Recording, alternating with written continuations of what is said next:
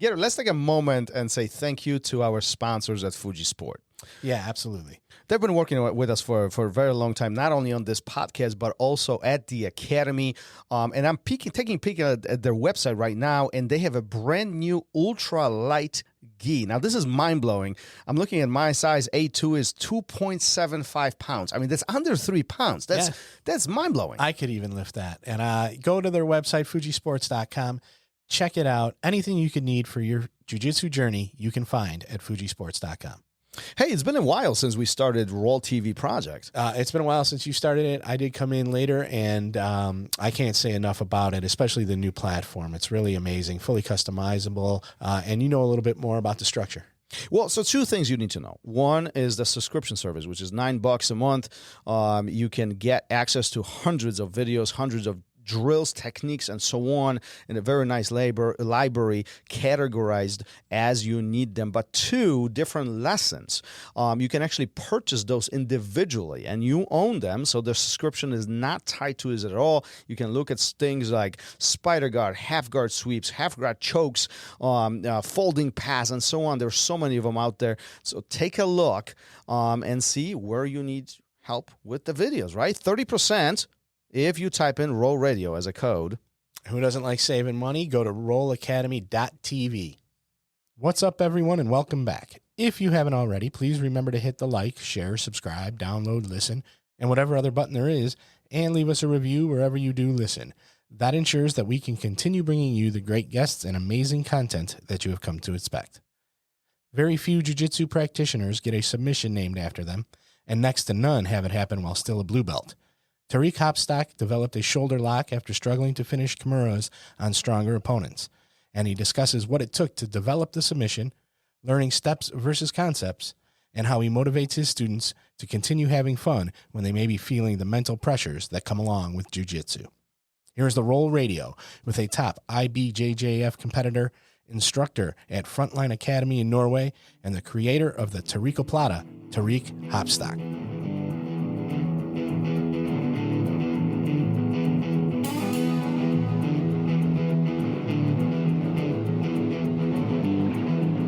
Welcome to RŌL Radio.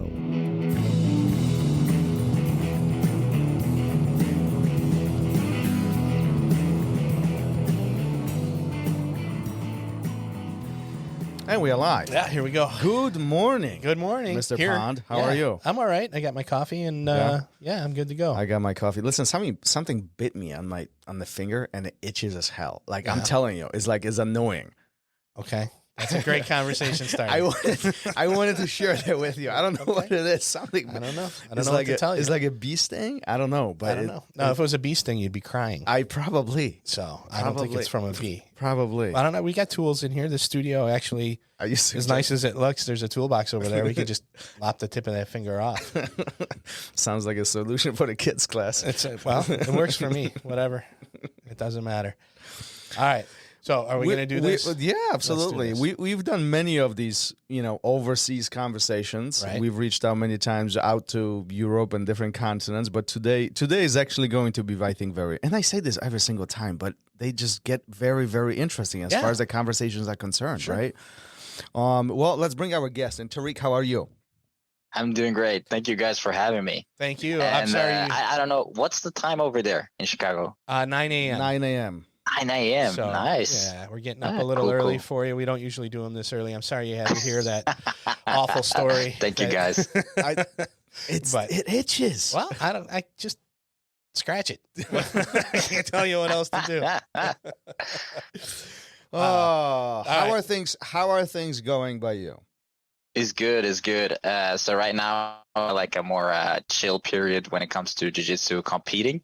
Right after Worlds, it's usually quite relaxed, and still training once a day at least, and then trying to implement some new things into my game. I'm looking for some new techniques and trying out different stuff. Basically, this is the fun period. This is when I get more motivated until the next kind of competition period coming up. So this is the experimental point of the year. This is where there's no pressure of competition. You can try new things. You can try and error. You can figure stuff out. You can develop jiu-jitsu for yourself as For sure. as the future is ongoing. And I think what's interesting about your story that you're known, you're kind of, your name stuck around with some techniques as a part of a development, right? And it didn't even happen as a black belt. That's the interesting part of it. Come on, give us some insight here. We'll start right with the meat and potatoes. How the Tarikoplata was developed. How did it all started? Oh man, so the Tarikoplata was actually first not called the Tarikoplata, and we did call it something less appropriate. So we called it Come on, we call it the Gigiloplata, and it wasn't too good for the marketing, I guess, at that time. But so it started actually out when, I guess if you look at it in a kind of like a sequence style, I used to love knee slide, like knee cutting and going for a Darce kind of setup. And people would start getting used to me setting up the Darce, so they would defend it really well. And then I would end up more in a kind of top Kimura scenario. And then after ending up in the top Kimura scenario over and over and finishing it a couple of times, people defended that arm really well. And then after that, that's when it started to come to me to try to experiment a couple of things on the top there from the Kimura. And actually, luckily, I met Barato, Barata Freitas, the guy who behind the Tarikoplata. That year that I started doing this in Europeans, so I actually looked up on his videos and I started looking at some of his techniques, and he has a very similar lock, but it's you could say it's kind of like reversed of what the Tarikoplata is, right? So for those of you who don't know the difference, I suggest you to check out I made a video about it, like what's the difference between the two, but they are quite similar and they can set up from quite similar places as well and scenarios. And so after seeing this and studying that one, I actually started playing around quite a lot. And it was kind of funny because I had like a row with black belts and brown belts and like all the higher belts. I was a blue belt at that time. And I was like, hey guys, what do you guys think? Is this going to be anything good? Or do you think this will work? Everybody was like, nah, man, you're exposing your back. It's never going to happen. People are just going to catch you in bad stuff. And to be honest, like I was just looking around for some critique and some feedback and working around it. And I did get a lot of help from all the guys at my gym, like all the time. They would give me some ideas with the lapel. They would give me some ideas on how to set up from maybe a different position. And that was like how it just came together. And slowly with a lot of trial and error, like if I look at my first fights where I set it up, there's so many mistakes, man. Like I do so many rolls over and over, trying to adjust the position, trying to catch it. Whereas these times I feel like I maximum roll twice to catch it. Whereas there before I would roll probably out of bounds 50 times before I could actually manage to center them back into the mat. And so yeah, I from there on, I think also when I teach, I get more aware of what I'm actually doing when I'm doing the technique, and then it helps me to also figure out how to get it better and how to like make it more efficient. And like there's different body types. People are gonna like have struggle setting it up the same way I do because they're not that flexible. And then I look at different ways of setting it up so that it fits most body types. And that's also an interesting part for me, at least. So long journey, and here we are. Well, I gotta tell you, when I heard or seen it first time, my response was very similar. I was like, "What the hell is this?" That was number one. Number two is like there's this exposure of the back. I don't know. And then once you start really exploring and really understanding mechanically how it works, it becomes very, very intriguing. But I think what you're talking about right now, it's a topic that often is being brought up with students, meaning, they see the end result. They see the fully developed system or a technique, but often, very often, we don't see the amount of work and adjustment and the amount of changes and adaptation that takes place before the final product, right? So as students develop, as they grow in jiu-jitsu, they want to be awesome as you. They want to execute the technique flawlessly, as their instructor, as this whatever their idol, whoever they look up to, right? And often, very often, they give up halfway or even sooner than that because things don't go according to plan. So with this very long 10-minute pre-frame that I just did, walk me through, what is your train of thought while all of this is developing over, I assume, years of time? Yeah. How come you're so stubborn and you're sticking with this? And you continue developing this despite the fact that you have to roll 70 times out of the bound, things don't work. How many times did you fail? Even the question is, how many times you didn't get it? So many times. And I think, of course, you have to feel some sort of achievement. You have to feel like you're making progress. And of course, it's hard to sometimes see that you're actually making progress technically or it could be just tactical wise or actually just winning a couple of competitions, whatever it is. But just having that feeling that you're actually making progress is, of course, really important. But I think what really helped me is of course, the kind of environment that we had around us was always very explorative or very, open for new innovation and open for, having this kind of mindset where we want to develop, we want to go further. And having this, Teta has always been like this kind of guy. And he talked always back in the day, they would, when he trained under Liborio, they would have this laboratory, laboratory, where they would kind of work out new things, try different things, and I think that same kind of spirit or same kind of type of mindset just kind of kept going with Eduardo at started teaching there in Norway. And having that kind of train of thought, I think it really helps your students to have this kind of, where, okay, I'm not giving up totally on it, but I can put it on the shelf for now, maybe competitions is coming up, but then after competitions, you can bring it back out, you try different things. And to be honest, it wasn't until I think I competed in Swedish Open, which is not the biggest competition worldwide, but it's a big competition here in Scandinavia. And that's when I got it 8 times. And that's when I knew this is a thing. This is going to be a thing. If I can catch 8 people in the same submission at the same event, then I know it's a good technique. And it was that was before people even knew what it was, and people didn't know how to defend it, And this is the cool part, because now we're coming to a point where people are recognizing it and people are starting to learn how to defend it. And that's, of course, a whole different level. And then when your name is known for the technique and the technique is known for your name, yeah, people are more prepared for what's going to happen. Definitely. Yeah, it's so interesting, right? Because we, at least in my mind, because we go through these jiu-jitsu evolution points.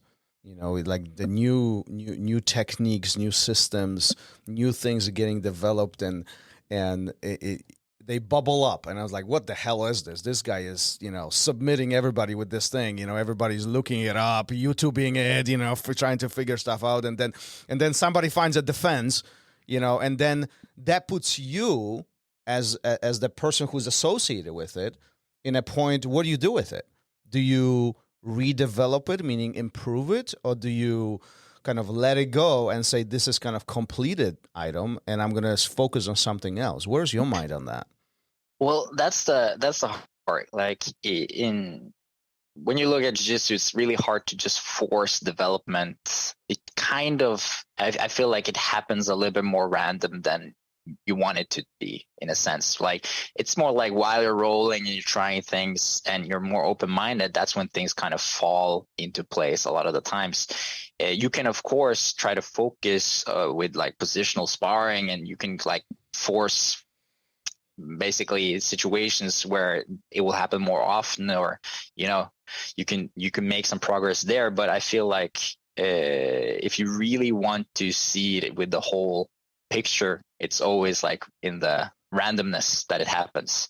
It's like, oh, I didn't know I could enter this position from there, right? And you would never really realize it until it just suddenly happened for some reason, and sometimes, having to, if you teach, let's say it's my signature move, and it's something I really like to do, but it's when I teach it to other people, let's say 10 other people, it's likely that these 10 people will more different scenarios in sparring. And, if you have this kind of information happening in 10 different people, you will gather a lot more information in the end afterwards as well. So people will get their experience and their, idea of the technique and how to use it, in a sense, because in the end it's just a technique, but how you use it is really different from person to person, right? Why do you think that happens? Why do you think there's two different responses or two different interpretations? I mean, that's the complexity of it. Like that's the beauty of jiu-jitsu, right? It's a non-cyclic sport where, like, you have running, right? Same thing happens over and over. Jiu-jitsu, like, it's unlikely that you're going to be in the same position, same grips, same things all the time, right? You're likely to be, never be in the same position again, basically. And it's a strange thing, but also because people have different styles and different developments and different values of what kind of they like to do, then you're always going to end up with different experiences and different usage. Wait a minute. Are you telling me that there is no answer for the jiu-jitsu? Like you can't just learn everything and know everything? Well, there's always an answer. Well, I mean, that's the thing, right? You probably know like 5 different answers to one problem, right? But in the end, it's okay. There's the physiological side. You can be big, you can be small.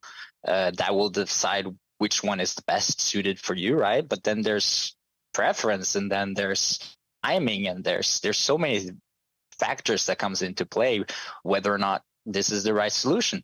So in the end, there's nothing right or wrong, right? Well, let me ask you this. So you just said there's no right or wrong. Do you believe that there are wrong techniques in jiu-jitsu, or do you think they're just unorthodox? Because they're two different things.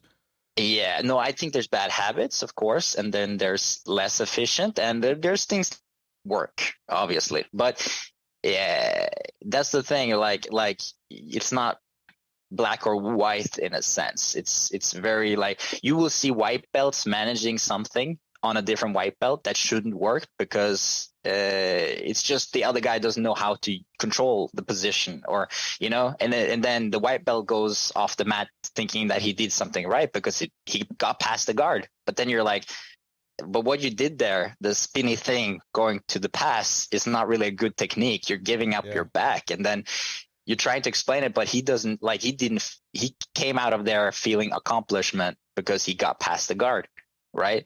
So then in the end, he got what he wanted, and then he did the right thing there and there, if you think about it. But in the end, it's not really development for more trained people, in a sense. Yeah, I think what you're talking about right now, that there's two components of jiu-jitsu. One is what I do, two is what my partner does or what my opponent does, right? And a combination of both of those at the same time will develop the situation that we are dealing with. So if I do everything flawlessly, but my partner makes mistakes, that's one situation.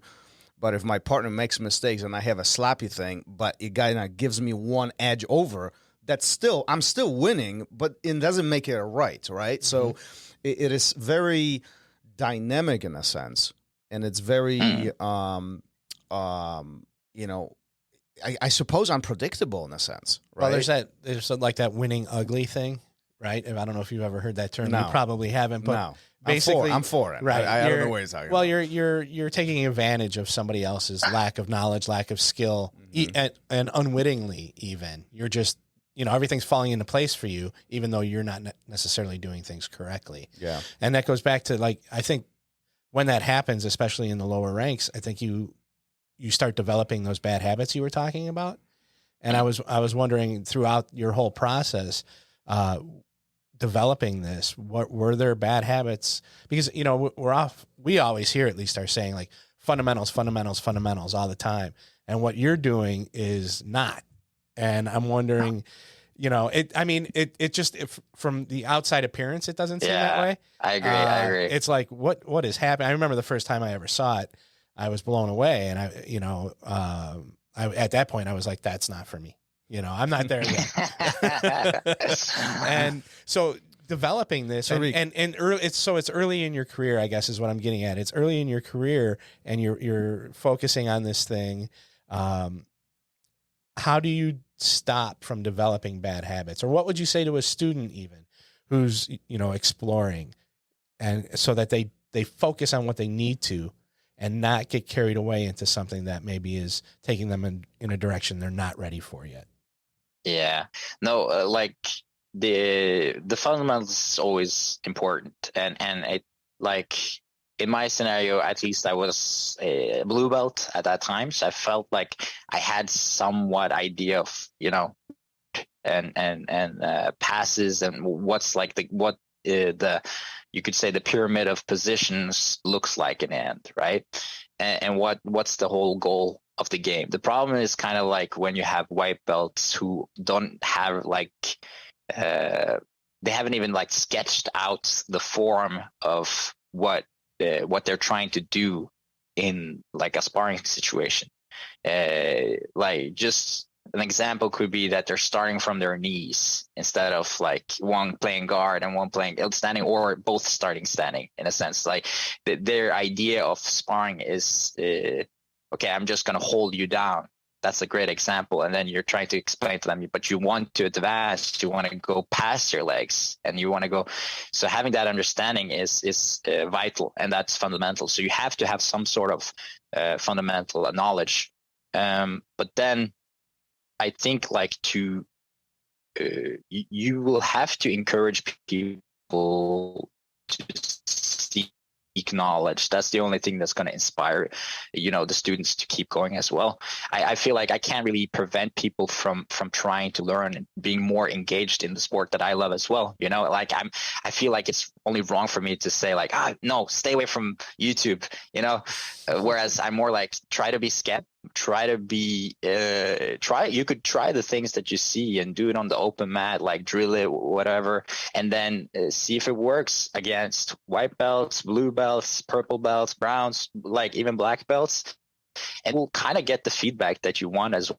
And talk with the higher belts as well, because this is the process of learning. Because if you learn or if you see something that you think might work, but then it turns out it doesn't work, then you probably learn why it doesn't work and the reasons behind it. And then this gives you a development or an understanding of the position or the technique. And perhaps this ends up giving you a different solution in the end. So I don't think it's the wrong path to take. It's just that you have to kind of guide them down the road in a sense. Yeah. And I suppose if we look at it from that perspective, we are all developing bad habits all the time. And I want to look at this from slightly different points, right? Because we often look at this as, okay, I'm passing the guard. And in an ideal situation, this is what I want to do, A, B, C, D, and I'm passing the legs and I get to the side, I'm in a dominant position, I'm in full control, right? But as we go through this process of quote-unquote learning, we all create... We can't do everything in ideal position. We can't do everything perfect. We cannot do flawlessly, right? So at some point, we establish point A and B, but the third one doesn't work. The C and D is kind of thin, and then we don't have control, they regard, and so on, right? So we always, if we look at it from the very, like, if we step back really far away from the situation, right, from like a 10,000 point of view, we always develop bad habits. The trick is to correct the bad habits as we continue developing the scenario, as we continue developing the system or the techniques, right? Like even if we take you as an example, right? How long, give me the number. How long did it take you from point A when you start working on Tarikoplata, when it wasn't even known as what was the name that you guys came up with? The Gigiloplata? Gigiloplata. That's what we're going to name this episode, okay? Gigiloplata. I'm gonna write that down. when the you. Gigiloplata was developed to the point when you catch them in 8 submission in one tournament? What's the period of time? Oh man, that was how many years are we probably talking? 2 years at least. 2 years. Okay, so yeah. in 2 years, you're going through a developmental process of refining this thing. Are you not making any bad habits during this whole thing? Oh, big time. See? You like, there's so many things that, I tried out, I did wrong, I corrected it, and then, it rinse, repeat, you go and go. Yeah. And then one example just like on top of my mind is when I get into this, the Tarikoplata position on the bottom, for a little bit is I tried to invert underneath people. And this just ended up being stacked and getting really smashed. Yep. And it was the worst position ever. Especially if they're heavier than you. Yeah, even if they're heavy or not, Yeah. it's just a bad position to go in. So for like Tarikoplata, you have to roll over your forehead instead of rolling, like, inversion kind of rolling. And so this is something that I've experienced and something I've done. And then when I see that my students try the same technique and they do it, I'm just like, don't do it. Just don't, stay away from the inversion. So of course my mistakes, it makes it a lot easier for them to not do the same thing and try to do it all the way. So that brings me to that very important question. Should we avoid bad habits, or should we avoid those bad things, or should we just acknowledge them as part of the development process and just try to correct them as we continue getting better? Yeah, I think you need to acknowledge them and like you have to be open for changes. You have to be open for relearning or adjusting certain things of the technique. And like in my perspective, I feel improvisation is such an important skill in jiu-jitsu. There's going to be times when the belt is not there. There's going to be times when the collar is too far away. There's so many things that can happen and things can change differently, and because of that, improvisation becomes such a vital skill. So I feel, you could be so nitty gritty in one sense, but as long as you understand what you're trying to do and the concept behind it, then details kind of come as you go in a sense. Define for me what improvisation in jiu-jitsu, what does that mean to you? It means, let's say you set up a submission, right? Like say armbar, which is probably one of the most scrambly kind of submissions you can have in a sense. And a lot of the times people roll and they're jumping away or they're trying to do different things. And depending on how they're reacting, what can you follow up with? And you've seen Tarikoplatas, but it's not necessarily, you don't have an ABC plan. You're just reacting as you go. You're seeing at what doing. Is he roll? Okay, then I can try to catch his back, or like having this improvisation behind you, because of course it comes with years of experience, obviously, because you need to have a bank or some arsenal of techniques already in you, but just having this kind of flow towards it rather than just A, B, C, D or 1, 2, 3, then you will react much more fluid to the scenarios, and probably more correctly depending on how the guy is reacting. So with that all being said, do you think that you personally are in a position where Tarikoplata is flawless and you are not making any changes? There is no mistakes being made. The development has ended. You can hang your belt. You can go relax. Life is good. No, not at all. And to be honest, like I recently, I think it was a month ago or something, I saw a guy on Instagram.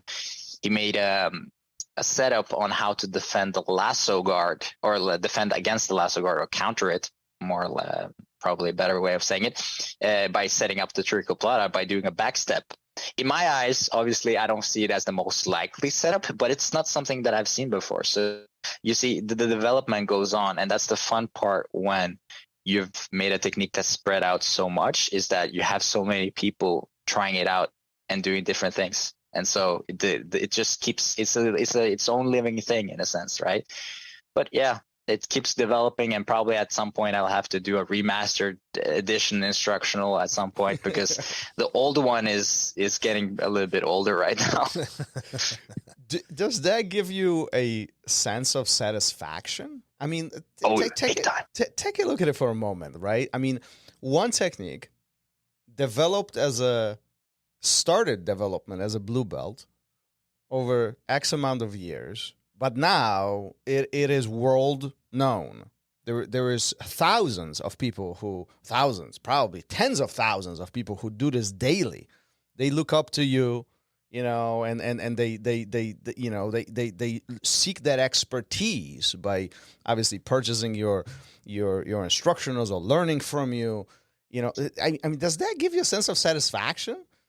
For sure. And I as a blue belt, when I saw one of my friends went to Phuket in Thailand, and I think it's a 10-planet gym there.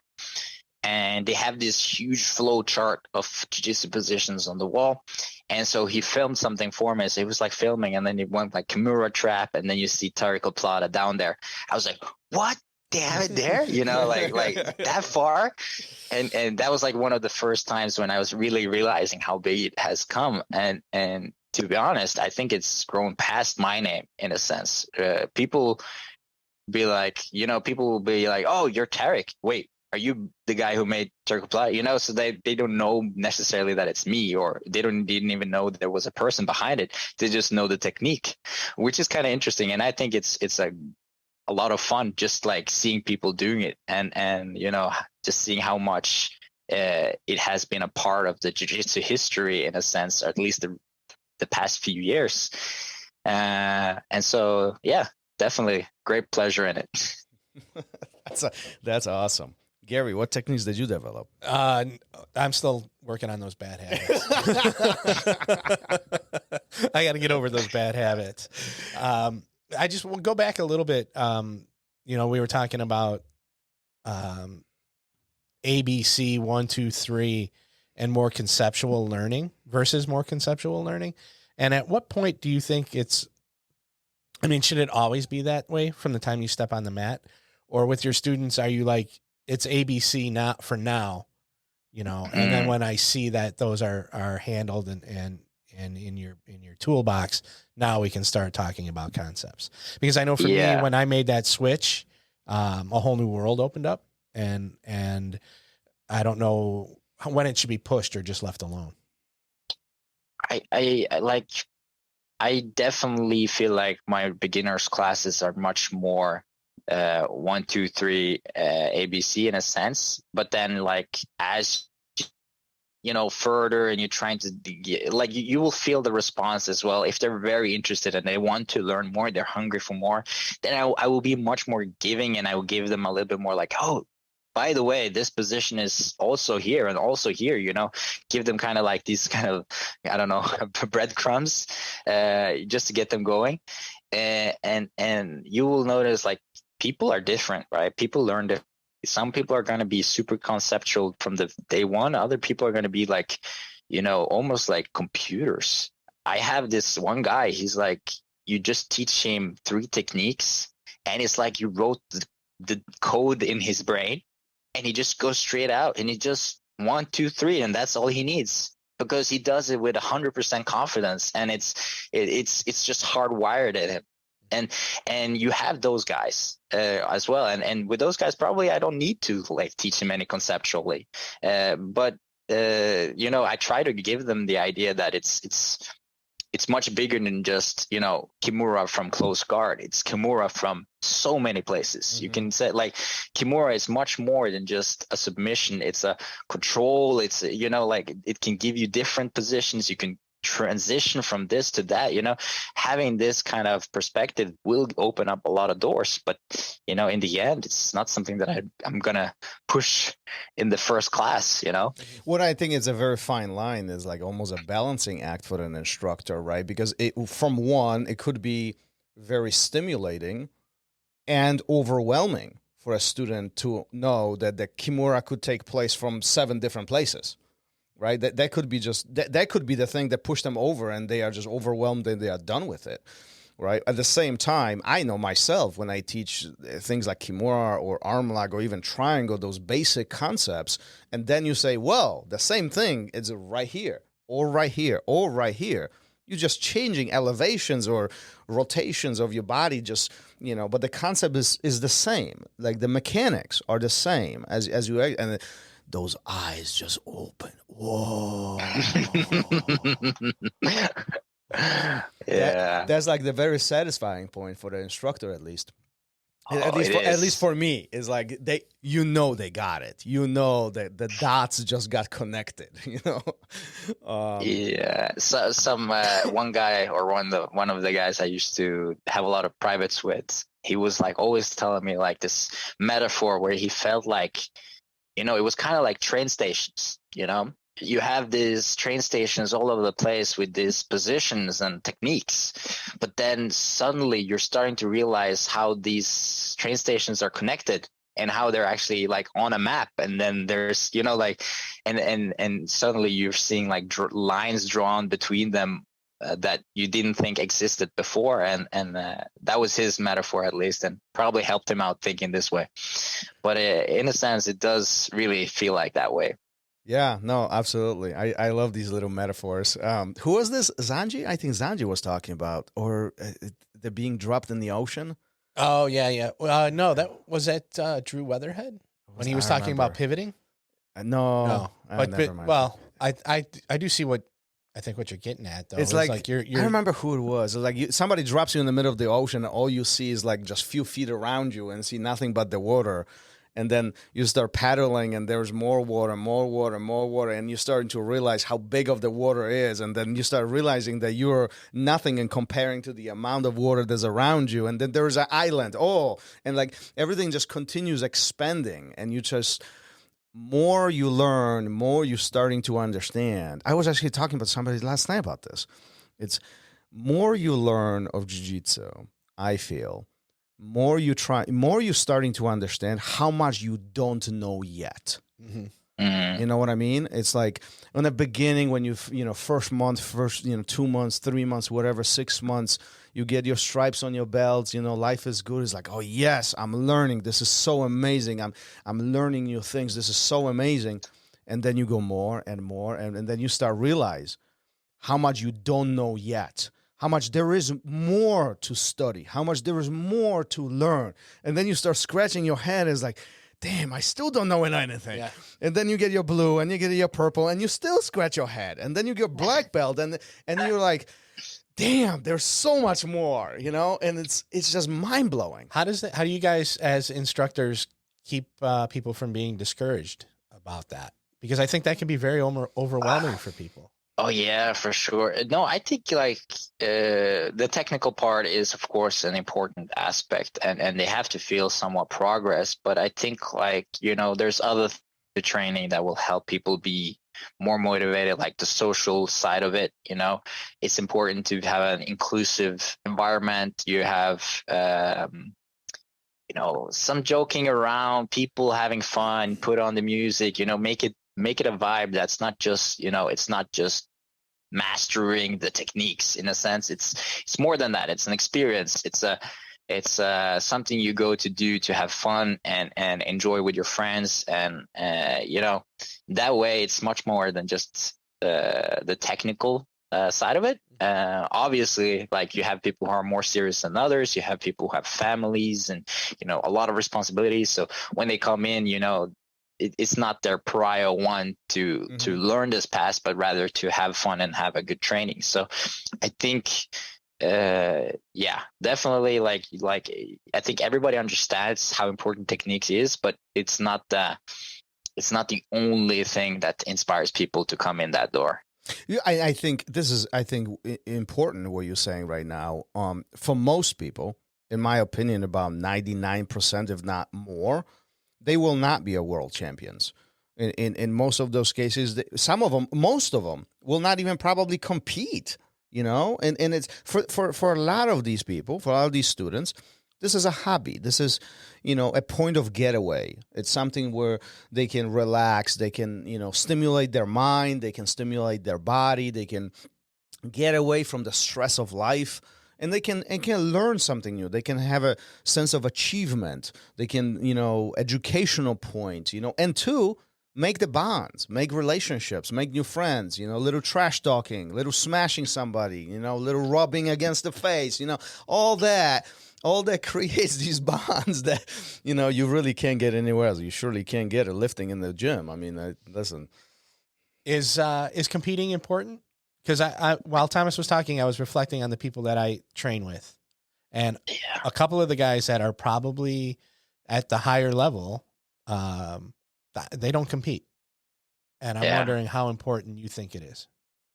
No, like I think you don't have to compete to do jiu-jitsu, obviously, but I think it's an important aspect that will give you. It will give you an experience that's worth taking with you into whatever you're going to do in the future. But it's like getting to know yourself, getting to realize like how am I dealing with my nerves when I'm competing, and it's something like you're really putting yourself on the line in a sense. And win or lose, it's an experience where you really felt like now this is it. I have to make it happen, or I have to like do my best. It's not just a casual sparring where if I lose, it doesn't matter, because in the end, everybody wants to win. Everybody feels a little bit like I'm going to go hard here, and so I think that more self-realization part of it is perhaps the most important part or aspect of the competition thing.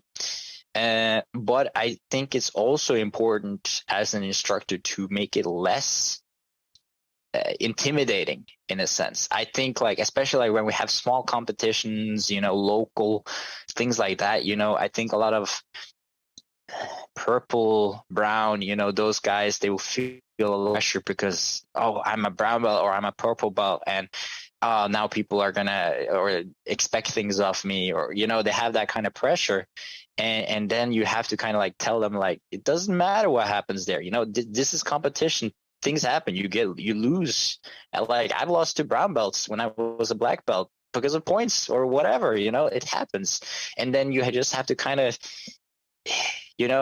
give them that perspective that it's more an experience rather than your life is not on the line in a sense. So tell me, why do we care? Why do we care so much about not losing? And this is why I asked this. We go to a competition, and often the fear of our peers seeing us, our training partners seeing us, and us putting ourselves on the line and taking that risk, right? But at the same time, the same people see us getting tapped out at the academy, and that's okay. So why is it so much pressure when we do this in a more public scenario, more official, more formal scenario, like a tournament? I mean, like it's acceptance. It's about like, maybe it's all the way back until like tribal times when you have to make sure that you're worthy of your tribe in a sense. I don't know. It's you feel ashamed, or you feel there's so many feelings involved. And there's nothing wrong with not wanting to lose, right? Like that's the point. Everybody wants to win.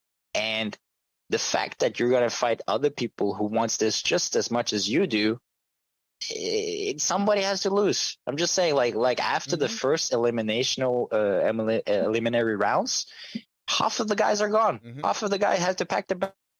So in the end, you shouldn't really be, you shouldn't be ashamed of actually going there and doing your best. And perhaps you lost to the guy who won the whole thing, or maybe you lost to the guy who lost the semis. Whatever it is.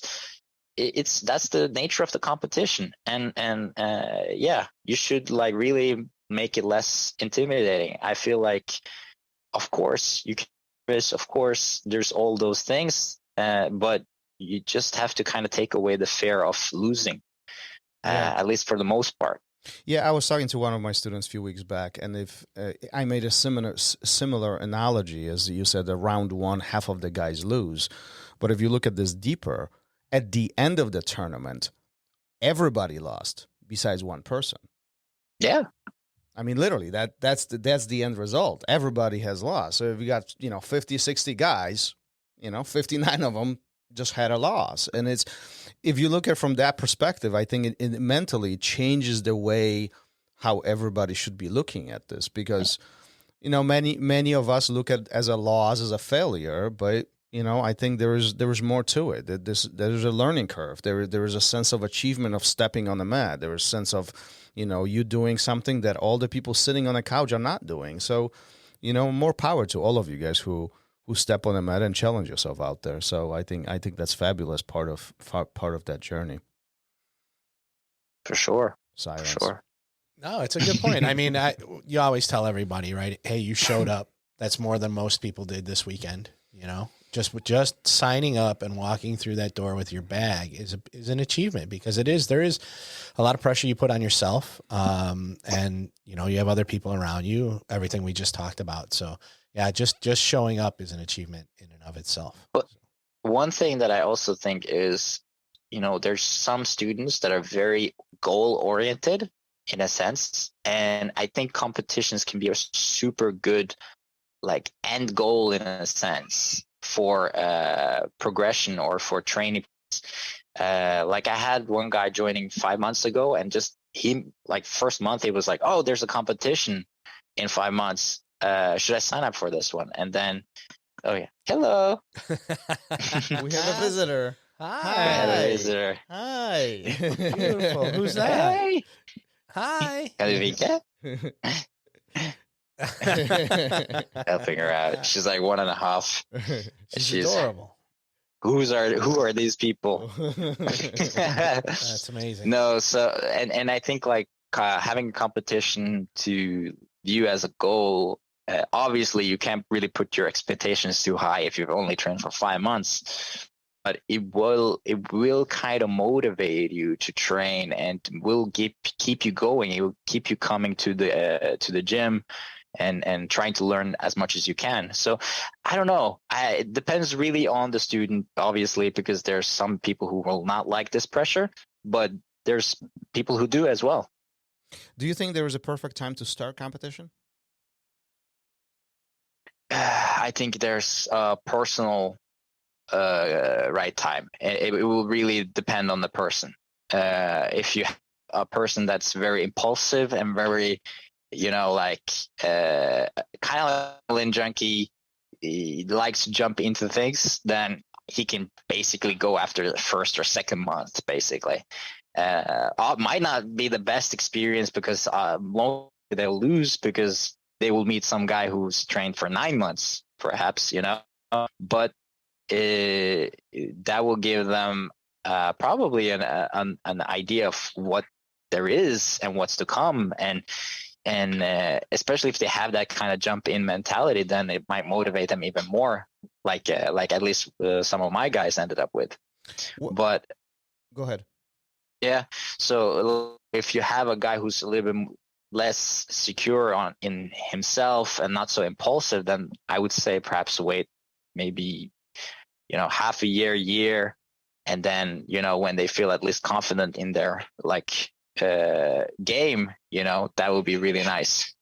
What's your response to a very typical answer that I think all instructors or most instructors get there is, I'm not ready. I'm not ready for competition. What are your thoughts on this? Are you ever My thoughts ready? is, first of all, what is it that makes you feel that you're not ready? Okay. And so if it's usually I get this one. This one is the and it's I'm not in shape. Yeah.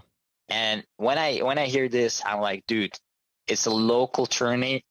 Like, half of the guys, like at least 80% of the guys are not in shape there. And it's not about being in shape. It's about doing jiu-jitsu, trying it out, having fun, competing against some other guys, some other gyms, having an experience from that. And like, that's not a very valid excuse in my eyes. Obviously, if you're like top competitor and you just came back from a surgery, knee surgery, whatever, and then you're like, oh, Worlds is next week, probably not in shape for that one, then it's a different thing. But if it's a local tourney and then it's it's not a valid excuse. But if it's more like, I don't think I can handle the pressure and the mental part of it, and they're clearly struggling with the decision then obviously you're not going to put the pressure on them to you have to compete. You're just saying like, I think it would be fun, but if you don't want to do it, don't do it. And then if you want to, come by, watch the other guys compete, cheer for your teammates. There's so many other things that you can do as a more of a supporter kind of friend in the competition scenario as well. Do you remember a competition of yours that was really eye-opening, like the one that kind of stuck with you for years and you was like, oh man, this was good, or this was just bad? Oh man, I feel like I've had a couple of those. So like in a positive sense, I had a competition, London Open. I don't remember. I think it was 2017 fall or something like that. So I had 4 divisions: gi weight, gi open weight, no gi weight, and no gi open weight. In total, it was 18 fights. And so I won 4 golds. And just having like the guys there in the back cheering for me, screaming, having that kind of sensation really motivated me to keep going. And it's a very positive, experience. But then on the other hand, I have a lot of, like, let's say I got smashed and passed by Jonathan Gracie in the semifinals one time. Like I thought I would manage to hold my guard for a little bit, but it was just like, I think it was 10 seconds, 30 seconds maybe, and then now in the Euros, I met Tainan in the semis, and he just smashed through my guard, or he technically jumped, and then I just couldn't recover. So you meet those obstacles on the way. That's definitely going to be a huge bump, but at the same, it kind of motivates me to think of it as there's more to improve, there's more to get better at. There's levels to this that I need to look at and study and learn. And so it goes both ways, right? You could feel a little bit grumpy the first 3 or whatever after, but then you got to turn it around. We talked quite a bit about the recent jiu-jitsu of yours. How did this all start? Do you remember your very first day stepping on the mat? Yeah, so I did some judo back in the day when I was 15, and so my friend did some jiu-jitsu, and we went to the same class at school. And so he was like, dude, you gotta come over and check this Nevaza stuff out, And I'm not kidding. It wasn't even a class. We just came midday and we were like, hey, can we borrow the mats? And then they were like, sure. And so 3 kids, not knowing whatever they're doing, just was rolling around. And, we had a lot of fun. And we have a picture of this. Like, nobody's wearing a belt. We're just like with the gis on. And after that, we came to some classes, and it was like kids' youth classes, And Eduardo Rios, he was the kids' teacher at that time, and he just took us in, and straight away, I felt like coming from a very disciplinary sport like judo, this was more like a bro vibe sport. It was different for me, and in some sense I felt like I felt home at both places, but this was like very much closer, more like family kind of relations, and it just grew from there. We jumped into the adult classes, and it just got really, really fun all the way. Do you still do judo? No, I don't do like per se judo, but I try to do some takedown sessions with my guys there. So it's not really good judo, and it's not really good wrestling either, but it's what we need for jiu-jitsu basically. So the bro environment took you over, huh? I did. We just had a guy sign his kid up. His boy's 13, and the father did Hapkido. And he was sitting in the office when he was signing him up, and he was like, it's really kind of casual here. And I was like, yes, it's nothing. This is nothing like Hapkido. It's nothing like that at all. And even the dad was taken by it, and he's recovering from some stuff. And he was like, I might check this out when I'm fully recovered. I might be into this. And I think that culture is a lot of fun. It brings people in, you know. You know, in a sense, I feel like it, you know, of course you have ranks and you have black belts and you have like higher levels, but the more bro environment kind of it evens out the hierarchy in a sense that you feel like you can talk to people, you can, you know, you can go over and you can say hi, you feel much more welcome, much more warm in a sense, whereas perhaps like very disciplinary, you feel like, oh, I need to bow to 5 guys before I can like get to that guy, you know.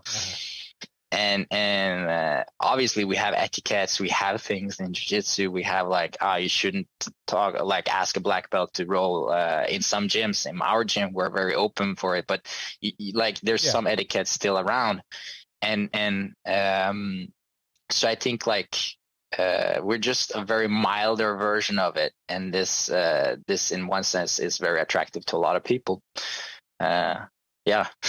Yeah. Do you think that's, in a sense, a curse at the same time? Many see this very relaxed environment as very unstructured in a way, especially, you know, when it comes to promoting and you know, running academies and so on. It's very different than some of the traditional martial arts.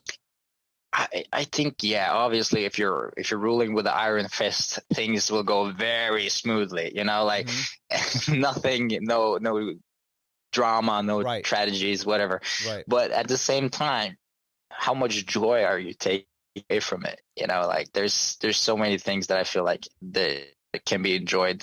You know, I expect people to talk while they're drilling and doing techniques. I'm not going to be like hushing people, like, shh, focus, you know, like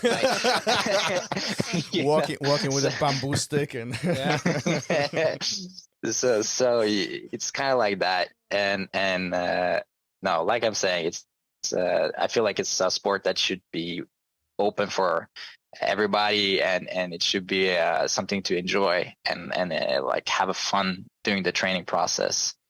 So yeah, definitely for me, I feel like the relaxed kind of idea is much better. Well, and likely that's part of the success of jiu-jitsu. You know, the evolution that took place over the last decade or so, it's been tremendous. I mean, such a fast-growing activity, sport, hobby, whatever you want to call it.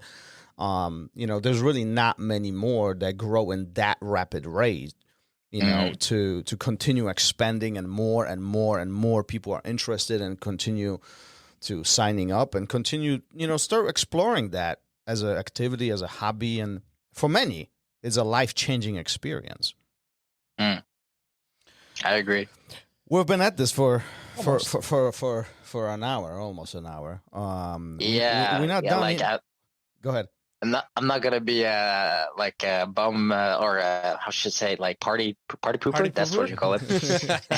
No, but I have a training in approximately like 27 minutes. But so not to be mean, but we got to wrap it up. All right, let's way. wrap it up then. So what we do at each episode is we have a question from a previous guest who was on the show. And you don't know who it is, but we'll tell you just in a moment. And the question, Gary will take this on, and let's see where we can take this before we wrap up. Yeah, so this is from Rene Lopez, and he wants to know how you deal with injuries and what is your go-to for recovery. Oh man, Rene Lopez. Oh man, I just recently watched some of his matches because I was like really like studying a little bit him and Paulo Miao, looking for some things. But yeah, what to do with like injuries? Can you just say one more time, please? Yeah. So he wants to know. Go back. How do you deal with injuries? And what is your go-to for recovery? So I don't know if that's like a 2-part, maybe the mental aspect and then what you do to recover. So, I mean, obviously you have to, depending on the severity and depending on what it is, what limb is it? Is it like, is it concussion? Is it, you know, is it a knee injury? Is it an ankle injury? Those things will change the plan, obviously. Well, let's say the most usual is probably a sprained ankle, and having that, you know, you could still train. Obviously, you should be taking care of the injury so it's not fully. Oh, did I lose you guys? No, we're still here. We lost the video, but we can keep going. Keep going. Okay. No, so I would just change the kind of like I would train if it was just a sprained ankle, maybe do some half guard, something that doesn't really have to be with me on top of my feet. You know, if I'm passing, I would be on my knees, obviously. And then you will have to recover from the injury, and then you will have a rehab period after that, obviously, to make it strengthen it and prevent it from happening again. But like I said, depending on the severity, you might have to be away from training maybe a couple weeks, right? That's just I have some guys obviously that are really motivated, and then, you know, they came back the day after a concussion. I'm like, dude, go back home. Like, don't come here. You can't be here, you know. Go to bed, lay down. Well, man, they have a lot of passion. I mean, they just want to train jiu-jitsu. Yeah. Before we wrap this up, what's next in your books? What are you working on? What's coming up for you, Tarik? Right now, so yeah, just training. I've been trying out some techniques, doing some Merman guard by Ralph Carnaborn, which is a guy, the country right next to Norway. I met him a couple of times, and then recently I started like looking at the guard just to like see what it is all about, and I'm having a lot of fun with it, putting a lot of people into a very locked in position, which makes them frustrated. So that's a fun one. Also doing some leg dragging and some other things that I want to try out. Other than that, you know, yeah, there's a seminar coming up in the end of July. I'm going to go to Lithuania, which is going to be nice. I have a friend there who used to live here. So he's the one who kind of set this up, which is going to be great. Other than that, competitions are coming in like August and September and October, like after that. That's going to be good. Yeah. Well, good for you. Phenomenal. Nice. Well, as we ending all of this, if people can find you, if people would like to find you, connect with you personally, a little bit more personal level, website, social media, where are you at? Oh yeah, I'm on Instagram, Tarik _BJJ, and on YouTube as well, Tarik BJJ there. Yeah, and I'm on Facebook too, but that's dying, so probably you're not gonna look for me there. It seems like nobody using Facebook anymore. Well, we'll include all the links as always in the show notes, so if you want to connect with Tarik directly, feel free to do it. Should we wrap this up? I guess so. So we got people got plans. We got stuff to do. We're busy. Stuff to do. Everybody's busy. Listen, thanks for being here. Thanks for taking the time. I know you were busy. We appreciate this conversation. We appreciate the stories and all the wisdom that you shared with us. Hopefully, you visit Chicago area sometime soon, and we can have you here for a seminar. Definitely. Yeah. I would love it. That would be phenomenal. All right, let's wrap this up. All right, thank you so much. Peace. Thank you for having me. Peace out. Later. Thank you for listening to RŌL Radio. If you enjoyed the show, don't forget to leave us a review and help us make the show even more amazing. For future episodes, check out our website and follow us on all major podcast platforms. Take care.